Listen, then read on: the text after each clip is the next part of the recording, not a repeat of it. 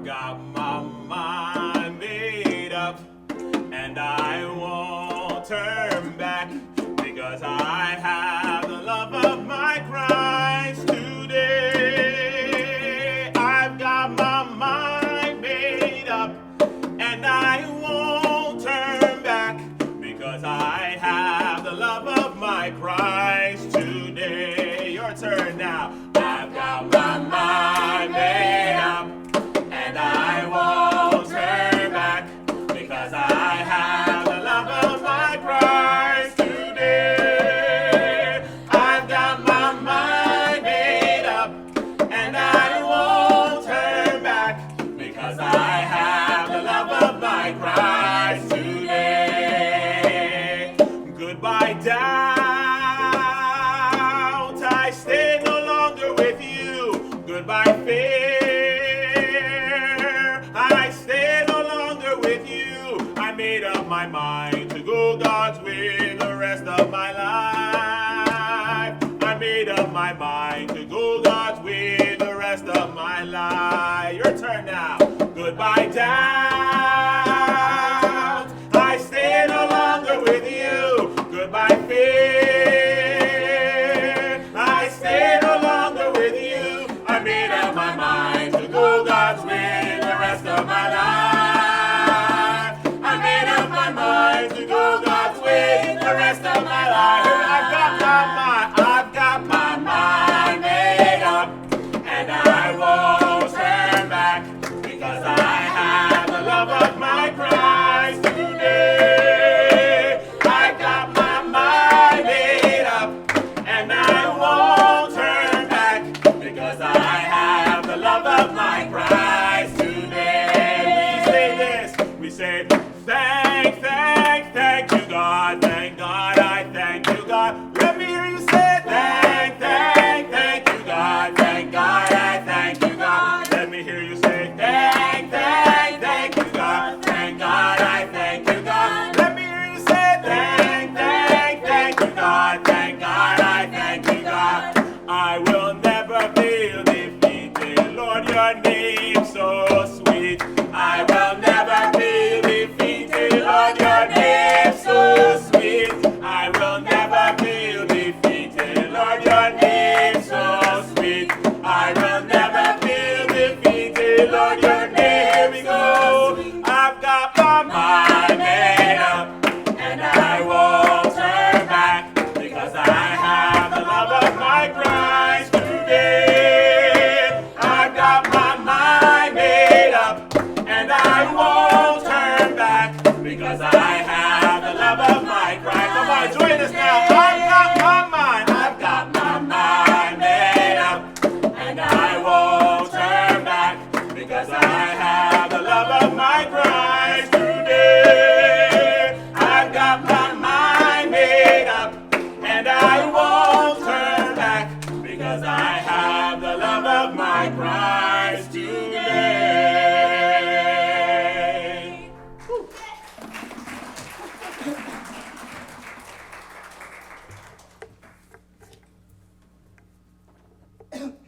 Today's lesson, The Big Shift, will be given by the Reverend Evan Reed. Are you ready?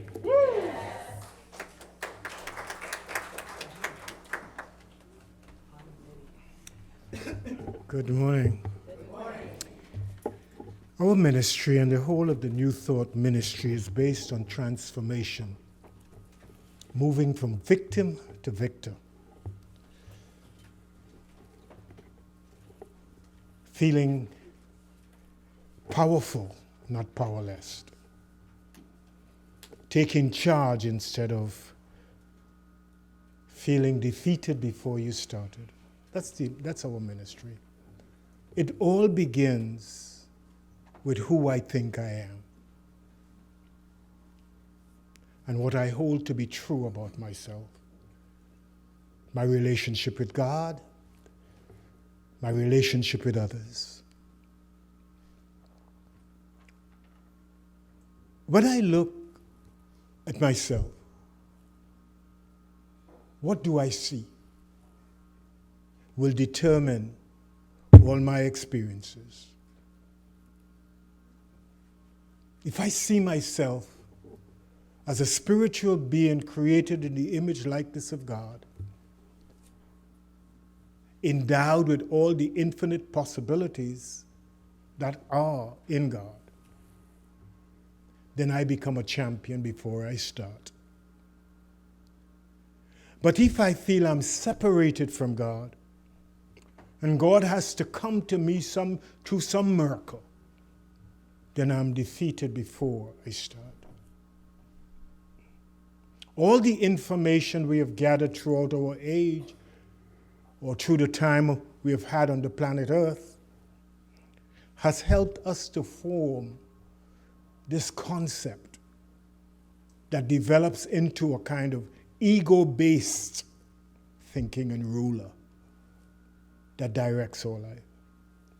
Under this program, we are trying to set aside those beliefs, those concepts that we hold about ourselves, so that we could introduce new beliefs into the program and lower the impact that the ego had in the past, so we could begin to live healthier, happier, and more prosperous life.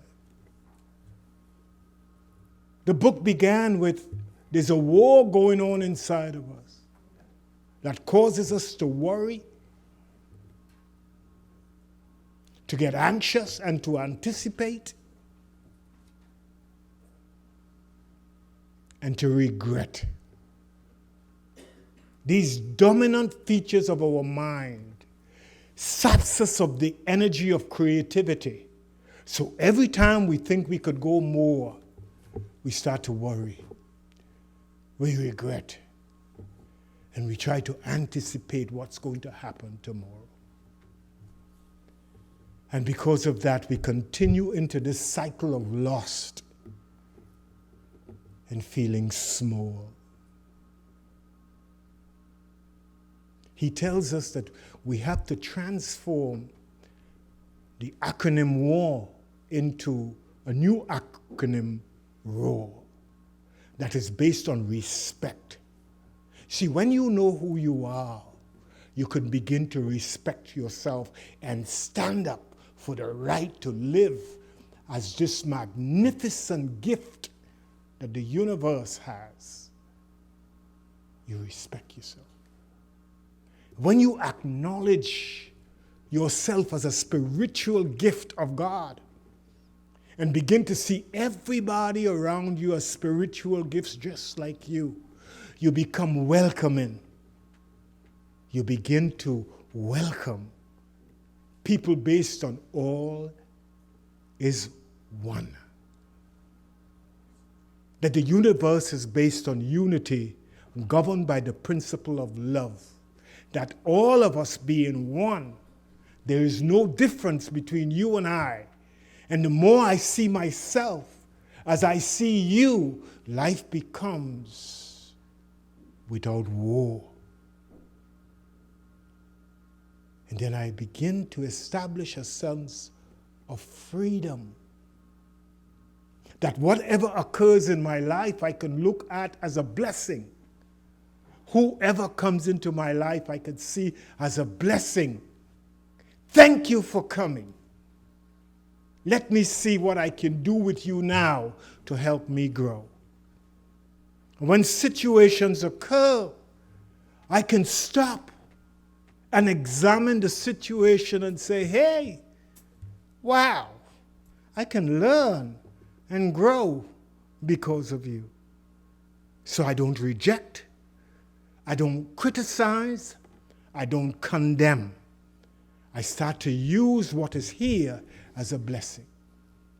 This is the unfoldment and the unraveling of the ego, so it can be united again with that soul that is the Christ in us, that is here for one reason, to bring us closer to who and what we are. This is the content of the book. Last Wednesday, we had a wonderful experience as we shared and unraveled some of the material that he shared in the book. And the book is Everything is Here to Help You by Matt Kahn. And today, we are working with chapter 2 and getting to realize how important it is to make that switch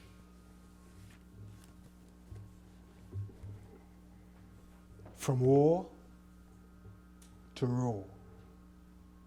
I like these two acronyms. From war, raw realizes a sense of honesty, nakedness, integrity. I am who I am, regardless of what you think I am. This is me. So when you see me, there are no pretenses, there's no resistance. This is me. Wow. This is me. Whether you like it or not, this is me. This is what the rawness really means. As I was reading this chapter 3, I remembered a poem that I had learned or heard or read about 60-something years ago. Some of you all don't know that. That's when I have been on the earth. Over 60 years ago in school. And it's by Kipling. And it says, if you can keep your head when all about you are losing theirs and blaming it on you, if you can trust yourself when all men doubt you, but make allowances for their doubting too, if you can wait and not be tired for waiting, or being lied about, but don't deal in lies, or being hated, don't give way to hating, and yet don't look too good or talk too wise. If you can dream and not make dreams your master, if you can think and not make thoughts your aim, if you can meet with triumph and disaster and treat these two impostors just the same, if you can bear to hear the truth you have spoken twisted by knaves to make a trap for fools, or watch the things you gave your life to broken and stoop to build them up with worn-out tools. If you can make one heap of all your winnings and risk it all, one turn of pitch or toss, and lose and start again at your beginnings and never breathe a word about your losses. If you can force your heart and nerve and sinew to serve you, to serve your turn long after they are gone, and so hold on when there is nothing in you except the will which says to them, hold on.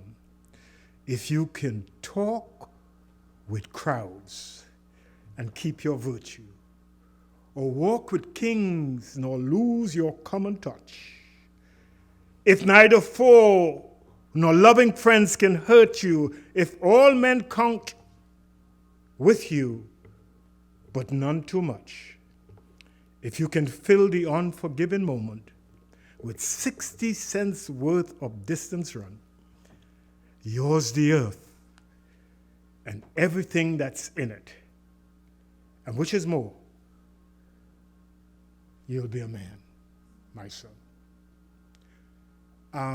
In these days, we could replace man by saying you'll be an adult, my child.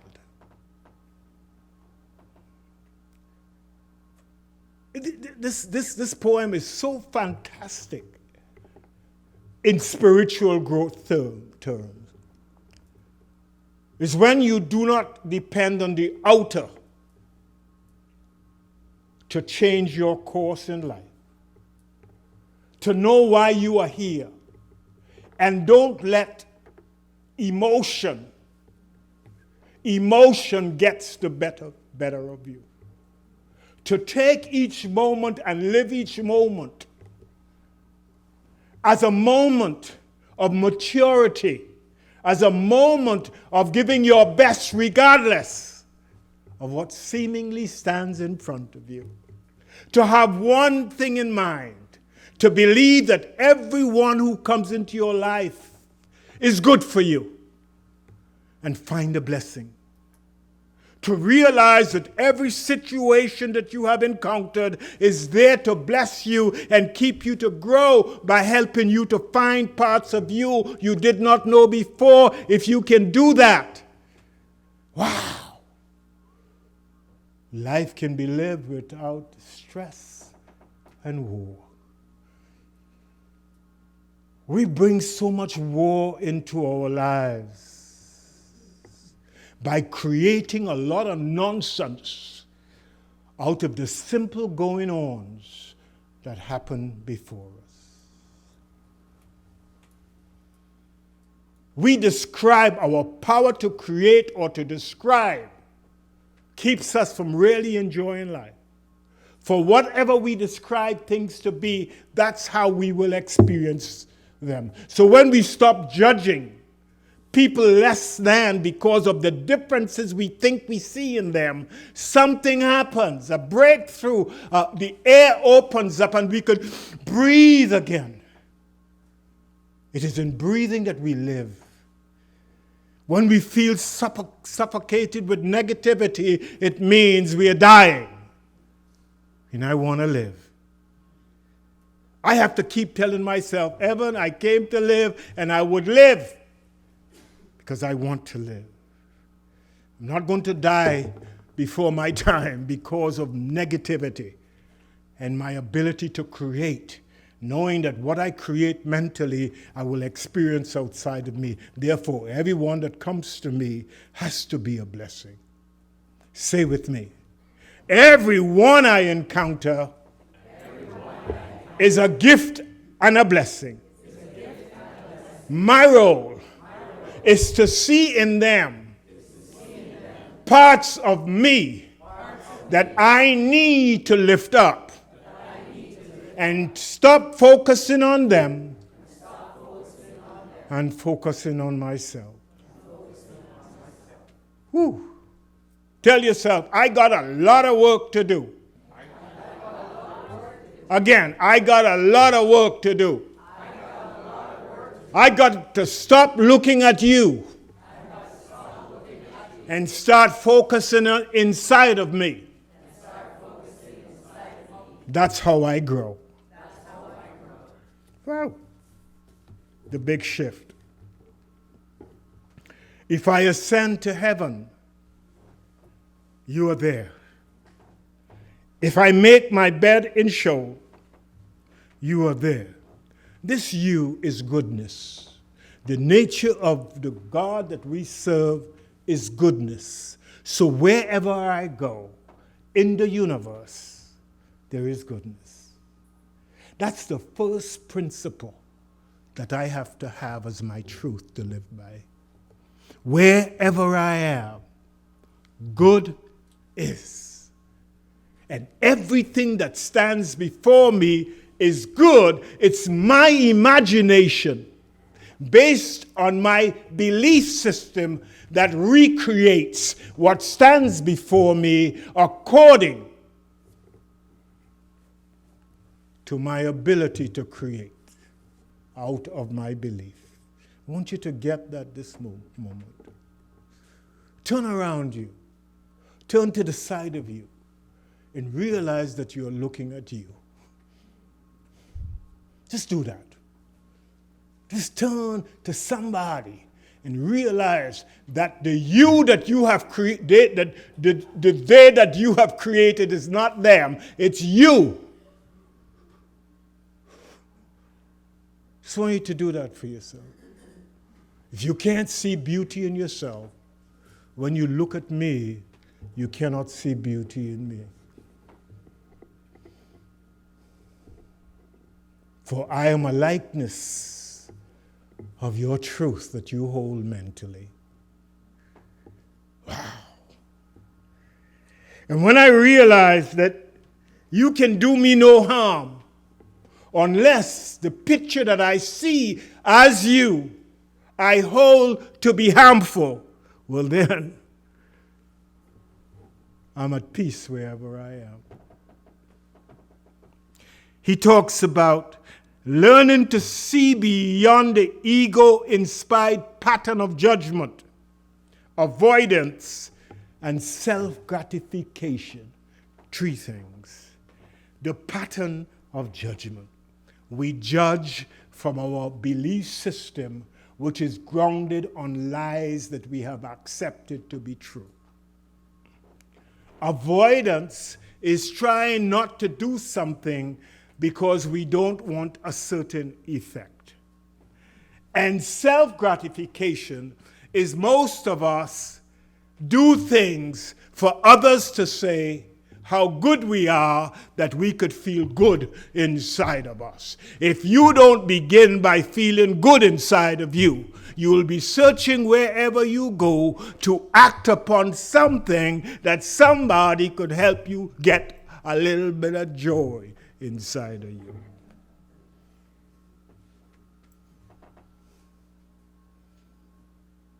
Hello. You're sitting down there like if I'm not talking to you. This lesson is not about me because he doesn't know what I am dealing with. Yes, I do. So take off the ego this morning now. Take off that hard coat that you've been wearing and realize that you are just this fragile gift of God that is able to manipulate through any circumstance and become better than you came into this place as. If you don't hold that to be your truth, start doing that. He talks about adversity. Adversity is created in your mind. Adversity is created. I like that. There is nothing that is opposing you, he says, as a way of revealing the spiritual ally that resides in appearances of each enemy, obstacle, or barrier. It is important to understand the purpose of adversity and its role in our lives. While adversity seems to be a universal rite of passage along the road of life, it can be a nearly intangible concept to grasp simply because any form of adversity is dependent on the viewpoint of the experiencer. That means that which you are adversely affected by, somebody is welcoming and saying, bring it on. So it is subjective. That sometimes we go to other people and try to tell, that's so bad, isn't it? And the people are looking at us. They're agreeing with us just to say, you stupid fool, let me walk away from here. So that's what they're doing. Your adversity, your pain is not my pain. It is my growth spurt. That's what adversity it is. It's an interpretation based on your belief system. It is not true. It's an interpretation. And the quicker you learn to switch your mindset and realize every moment, everything in that moment, every person in that moment is an opportunity given to you to understand yourself and see it as an ally, not in opposition to you. When you begin to do that, life begins to change. We understand in this how simple this is? You ego-centered, whatever it is, you believe that everything that happens is happening to you. No. If the lightning strikes, it's because of me. If there's not enough sunshine, it's because of me. And I take everything as in opposition to me. Got to change that. Got to change that. No matter how painful a circumstance, and regardless of whether it causes us to fight, flee, or freeze, adversity is an interpretation of the ego created in response to an unexpected change in inner and outer environment. You're not accustomed to it. It's happening for a new time, and because it's different, you're drama queen.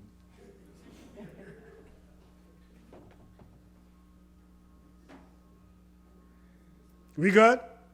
There's so many, I have to move on. You like adversity. The next one is when adversity arises, the conditioned rhythm of our unconscious patterns is interrupted. This is why adversity could only be seen as an enemy to the ego. The ego cannot strive without the domain of incubation, but in fact, every perceived enemy is a spiritual ally in disguise. So my training is to bless everything that comes into my life. Bless them all. Bless them all. The short, the tall, and the long. Bless them all. See them for what they are, and bless them all. Instead of when God directed Abraham to travel to a new place to experience his prosperity, he said, whatever you bless will be a blessing, and whatever you curse will curse you. That's how simple it is. So why not begin with a blessing? Seeing yourself as a blessing and seeing everything that comes your way as a blessing. And things begin to change. That means starting to give thanks wherever you are. The gift of lost. That's another major one. While lost is often perceived by the ego as a scenario of impending doom, the inevitability of change could only take away from life the very thing that creates space for something new to emerge. In order for me to walk, this foot goes forth, and I got to let go of the other one. That's lost. Unless you let go of something, you cannot gain another thing. If I have a handful and I'm not willing to give up, I could never have increase. So lost is an interpretation because you are a control freak. That's why we hoard. We're afraid to give up anything because we have the right to own. That is mine. When you learn to give up, you learn to gain more. Have you ever learned something about yourself? When you lose something and you spend a lot of time about the lost, you can't see anything new. And although some wonderful things come into your life, guess what? You can't see them because your control is still in the past. Give it up and learn to live. Stop holding on to people and things. They are what? They are not permanent. Everything shall pass away. If it ain't gone today, it's going to go tomorrow. And when you see the signs that it is going, you bless it.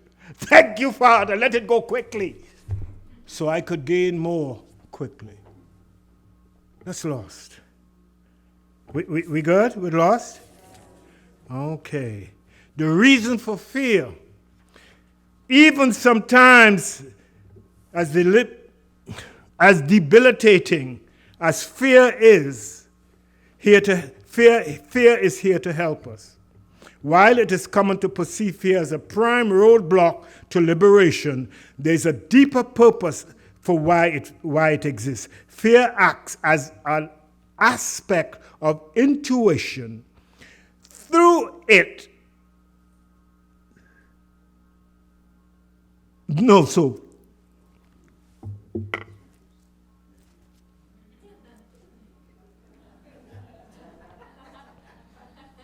though it is reduced into states of compulsive worry when we are incubating in the ego, just as many people receive gut instincts, sometimes it is out of fear that we get it.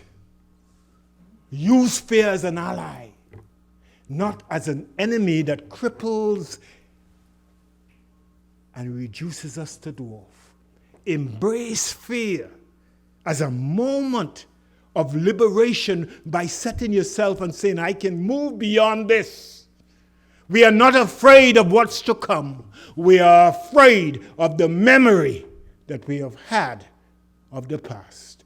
When we don't want to give up the past, we become afraid of what stands before us. You know, maybe you have never seen beauty personified as me before.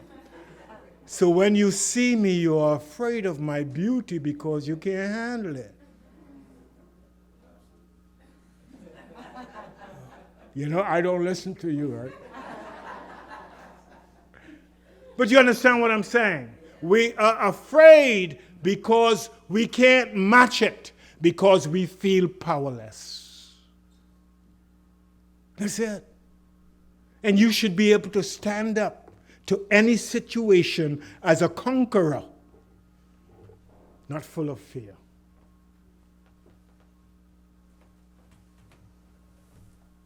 Thank you, sir. Give me another one. Thank you.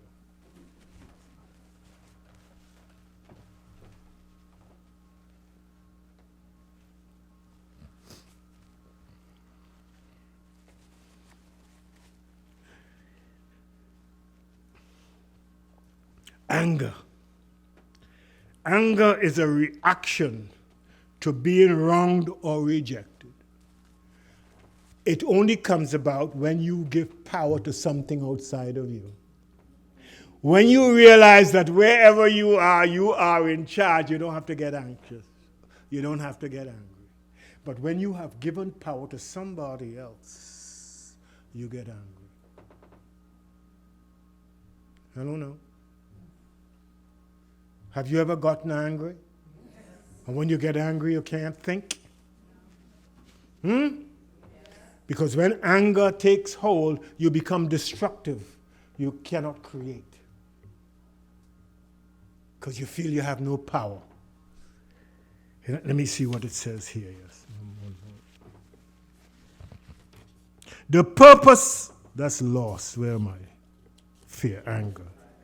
From the standpoint of ego, anger is a reaction to being wronged or rejected. Because ego exists in an unconscious state of incubation, it perceives rejection or wrongdoing whenever it doesn't get its own way.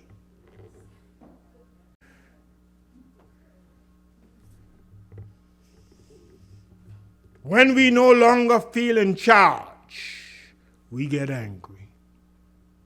Are you taking a look at yourself? This is a personal journey that you're taking. My words is only to help you to travel a little further into yourself. All right?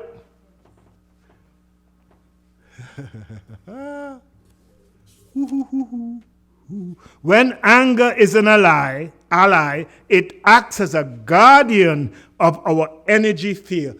That when you realize anger, when I'm in a state of anger, it's really here to help me to move and shift my focus, to take my energy and place it in another place, not to place my energy into vengeance and reaction and thoughts are going to get that bastard.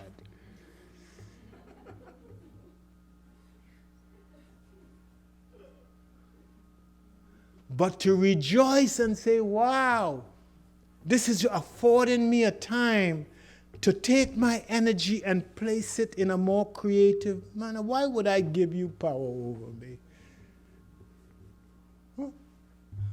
Why would I give you power over me? You have no power over me. This is what Jesus told Pilate when Pilate was saying, did you know that I am the friend of the emperor and I can do you whatever? Jesus said, do what you have to do, man. You have no power over me. My power lies in my ability to think and to create for myself what I want to be. Do you have such power? Do you still get angry?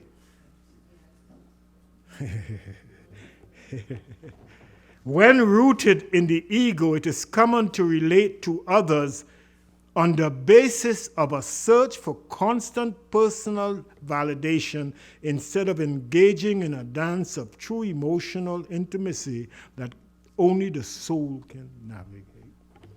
So when you find yourself becoming angry, just rest, take a breath, and just say, what would Jesus have done? Forgive them, Father, they know not what they do. Thank them for coming, you are a blessing. Take a breath and rejoice.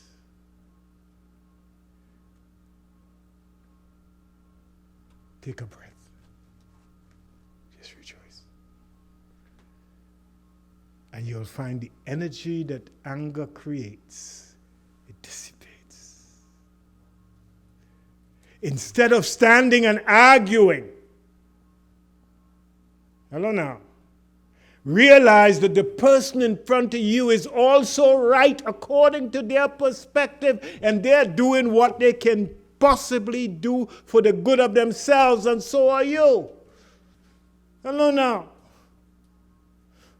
Don't fight and want to change them. Well, I am not leaving this until you get this and that and that and that. And the next thing you're in Sunnybrook. And they are in Hyde Park enjoying themselves. Doesn't make sense. Your reason for living is different to theirs. They are on a path to their own salvation, and you are a path to your own unraveling. That's it.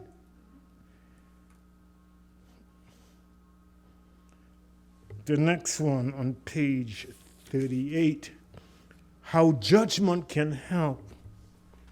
What if we thought of judgment as another form of intuition? From the perspective of ego, judgments are the criticism that divides our hearts from those that seem foreign. Hello now. That's why we have judgment. We judge things that are not like us. And we give them names that are uncommon and names that are not like us. And out of the names we give them, we experience them in that way. But when you learn to judge things in their natural state, everything is absolutely good because it came from God, your judgment changes. It's now, I got another, you give me 5 minutes? Is it going enough to give me 5 minutes? I'm not going to get angry if you say no. I'll just come down. All right. So let's go down. But if you come Wednesday night, we could do it. All right. Sadness. Let me go to sadness. A deeper purpose for sadness. Whenever the ego does not get its way, it either lashes out in anger or shuts down in sadness.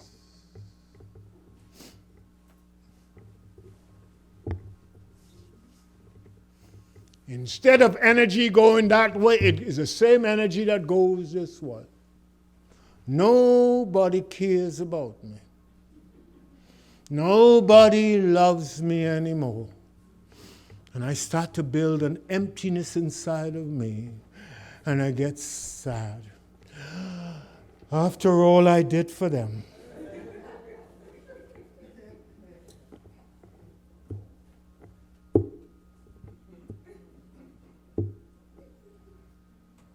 If you're looking at my face, that's how your face looks when you get sad. That's why you can recognize it. Disappointment. In many cases, the ego believes the best case scenario is getting exactly what it wants. From this point of view, many attachments to overcome are created, and life only has one way to make us happy: future pending desires of long-lasting pleasure. As we shift from ego to soul, we are open to the endless ways we can experience true happiness without always needing to get our way.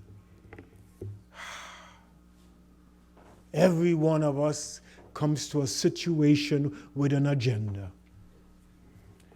And we want our agenda to be met. When it's not met, we get disappointed. How many times have you told somebody, I am just disappointed with you? Because you just didn't get your way. Things didn't turn out your way. When you realize that everything turns out the way it's supposed to, because that's the nature of being. Everything is the way it is designed to be according to the laws governing it. You relax and you say, thank you, God, for this experience. I must not put my trust in things and in people. I must only put my trust in God. So therefore, I could never be disappointed. And the last one we want to do is conflict. I think that's conflict.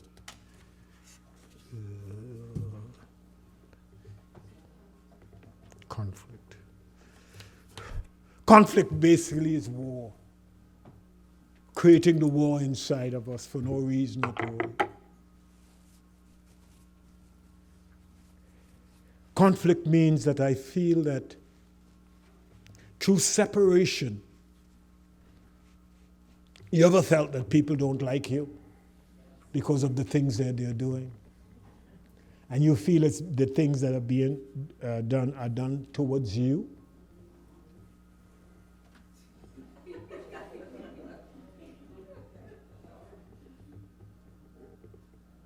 You ever have? And you create conflict inside because of that? Let it go. And start to live. Come to Wednesday night and we'll continue the discourse. Are you good? Yes. Did you discover anything about yourself that you can go forward and try to reclaim yourself? Huh? You still blaming heaven for the things in your life? Go ahead and do it. Give me power in your life. And that's okay with me. God bless.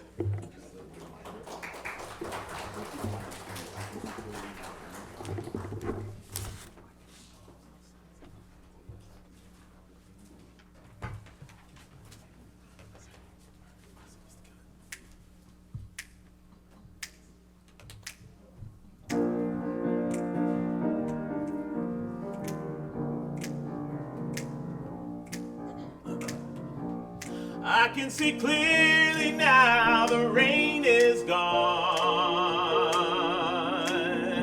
and I can see all obstacles in my way. Gone are the dark clouds that had me blind. It's gonna be a bright, bright, sunshiny day. It's gonna be a bright, bright, sunshiny day. Oh yes, I can make it now. The pain is gone. All of the bad feelings have disappeared. Here is that rainbow I've been praying for. You know it's gonna be a bright, bright, sunshiny day. Look all around, there's nothing but blue skies. Look straight ahead, there's nothing but blue skies.